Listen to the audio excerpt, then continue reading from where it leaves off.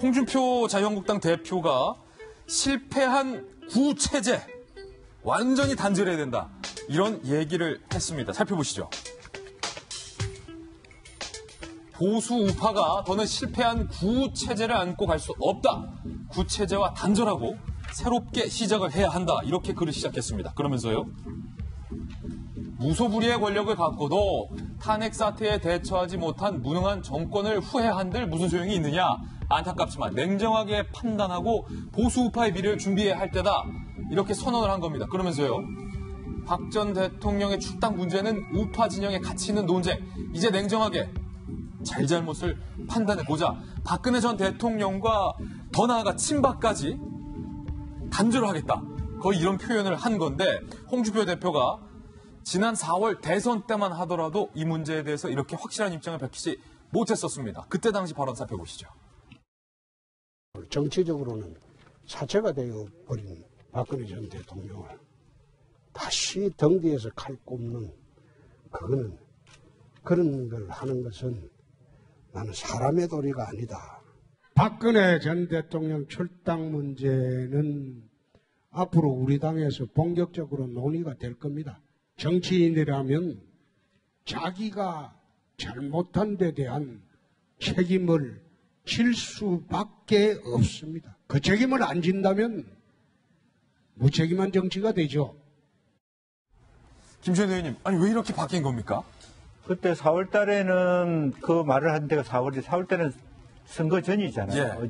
그 당시에는 여전히 박근혜 전 대통령에 대한 지지자들 또한 규합을 해서 가야 될 입장이었다라고 보고 당내에서 아직도 확실한 지지 구조를 홍준표 체제를 구축하지 못했다. 이제 두 가지인 거고 지금은 이제 내년 지방선거를 앞두고 어떻게 보면 대구에서 냉정하게 다시 이제는 그 대신에 소위 친박이라고 하는 부분을 몇 사람을 제외하고는 다 포함하겠다는 전제로서 새 출발을 얘기한 거고 이 말 속에는 거칠게는 말하자면 바른정당을 흡수하겠다는 얘기를 했지만 바른정당이 들어올 수 있는 명분을 하나 만들어가는 과정도 있는 거예요. 실제적으로 박 전 대표를 출당시킴으로써 찢어나간 사람들이 괘씸하지만 다시 돌아올 수 있는 명분을 가지고 새롭게 말하자면 한편으로는 내년 지방선거 구도를 준비하고 또 다른 한편으로는 정계 개편의 신호탄을 서서히 저 발언을 통해서 내세우고 있다. 그렇게 봐야 될 것 같습니다. 예, 그러니까 뒤에 한 말들 요즘에 하고 있는 게 진심이다.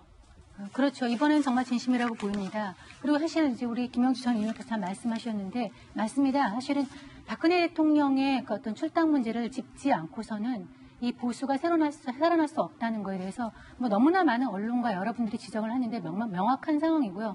지금 박 대통령 선거 재판 결과가 이제 8월 말인데 지금부터 이제 여론 정기 작업을 해서 10월 중이면은 이제 이걸 마무리하고 박 대통령 출당과 아울러서 역시 그 사태에 책임이 있는 친박 의원들에 대해서 인적 청산을 다는 아니겠지만 우리가 핵심은 데려갈 수 없다. 그렇게 그 사람들을 빼고 정리를 해야지만 역시 아까 바른정당은 원래 박 대통령 찬핵을 지지해서 한 사람들이 나간 정당입니다. 주로 있으면 명분을 주기 때문에 인적 성산을 통해서 다음 선거에서 이기고 보수가 살고 그리고 바른 정당과의 통합에 어떤 기반을 마련하는 여러 가지 다목적 포석으로 이번에는 진짜 진심이 깔려 있는 것 같습니다. 아니 한국당에서도 바른정당과 뭔가 통합 얘기가 지금 나오고 있는데 제가 궁금한 건 김병인 박사님 우리가 저희 돌직구쇼에서 지난번에 김무성 전 대표를 중심으로 국민의당과 바른정당이 연대하는 움직임에 대해서 보도해드렸는데 이번에는 또 자유한국당과 바른정당이 연대를 한다?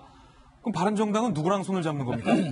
여기에 대해서 중요한 키 역할하는 사람이 방금 전에 말씀하셨던 김무성 전 대표가 아닐까 싶어요. 누구랑 손을 그러니까 사실 잡을지? 바른정당 입장에서는 아직 결정을 안 한 것 같습니다. 왜냐하면 이대로 어쨌거나 정체성을 가지고 가는데 바른정당 20명 중에 한 명 의원이라도 이탈하게 되면 당연히 무너지는 거잖아요. 원내 교섭단체가 무너지고 이렇게 다른 사람들에 의해서 무너질 바에는 우리가 주도권을 행사하면서 이 정기 개편을 이끌고 가겠다는 생각을 갖고 있지 않을까 싶어요. 그걸 누군가가 할 수 있다면 사실은 대한민국 정치판에서 삼김시대부터 정치를 배운 김무성 전 대표가 나름대로의 정치력을 갖고 있는 사람 아니겠습니까? 첫 번째 가능성은 자유한국당과의 보수통합인 거죠. 여기에 대한 명분을 홍준표 전 대표가 계속 깔아놓고 있는 겁니다. 우리 친박 정리할게. 들어와. 빨리 들어와. 라고 하고 있는데 들어오는 거에 대해서 친박 의원들이 계속 얘기하는 게 뭐예요? 두 명은 죽어도 안 돼. 첫 번째 유승민, 두 번째 김무성. 이분들과는 안 되라고 하니까 6인 빼고 들어와. 갑자기 내가 주도해서 들어가는데 나는 안 돼? 그러면 이게 좀 비굴하잖아요. 예. 그러니까 또 다른 명분이 필요한 게 박지원 전 대표를 비롯해갖고 지난 대통령 선거 때 계속 통합론을 했다는 건 아니겠습니까? 후보 연대론이. 국민의당에서 사실상 안철수 전 대표를 비롯해서 바른정당과의 후보 연대 논의가 계속 나오고 있기 때문에 여기에 대해서의 통합 논의까지 두 마리 토끼를 쥐고서는 어떤 방식으로 갈 건지를 지금 뜨거운 정계 개편 논의가 아마 여의도 밑바닥에서 이루어지고 있지 않을까 개인적인 생각이 듭니다. 김무성 전 대표가 지금 홍준표 대표의 손을 한쪽에는 안철수 전 대표의 손을 잡고 있다. 이제 누구의 손을 놓을지가 김 전 대표에게 달렸다 그건데 과연 누구의 손을 잡고 누구의 손을 놓을지 저희 계속해서 취재를 해드리겠습니다. 저희는 60초 광고 후에 돌아옵니다.